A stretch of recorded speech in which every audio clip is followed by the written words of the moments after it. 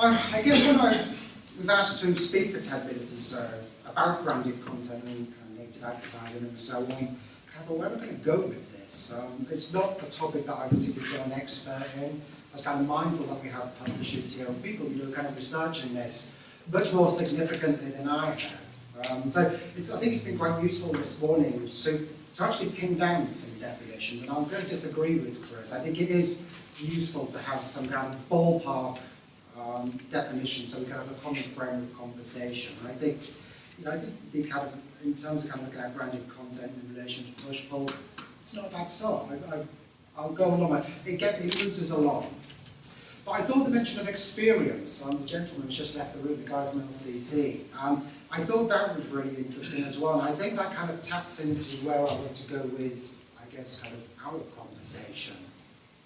So yeah, I think, in terms of how I come at this, I come at this kind of through the lens of experience. And when I was putting these slides together, I was going to have a kind of a whole thing about kind of the industry context and how kind of creativity seems to be pulling in one direction, data analytics seems to be pulling in another, and now there seems to be kind of merging of the two. But I think for the sake of conversation, to get into some of the more critical questions around this, I'm going to jump ahead a little bit. I think for me, in terms of some of the more interesting stuff around branded content, native, I probably got into it through BuzzFeed.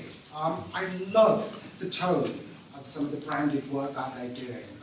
There's a few which I'll use examples within the digital advertising second edition. Now you mentioned it, but it's where I pulled the examples from. And I just love the way that it's not a sell, it's about tone, it's about feeling. And I think it's so smart, I think it's so clever, I think it's a really quite novel way of doing creativity. And I think whereas kind of creativity in advertising typically is still associated with being maverick, being irrational, being wild, being excessive, and all these kind of like very romantic principles.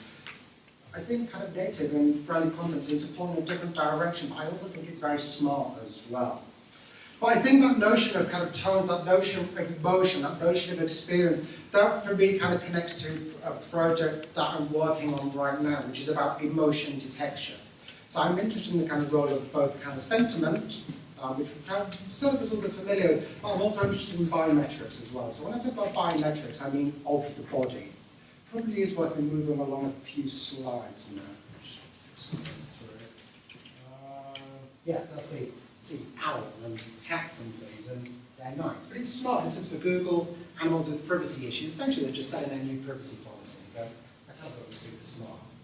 Well, I thought this was interesting. IBM Watson's come up a couple of times today. IBM Watson, IBM traditionally is kind of a hardware company, but they're moving into different business verticals. And one of those they're particularly interested in is sentiment analysis, which essentially means kind of parsing language into kind of different sentiment types.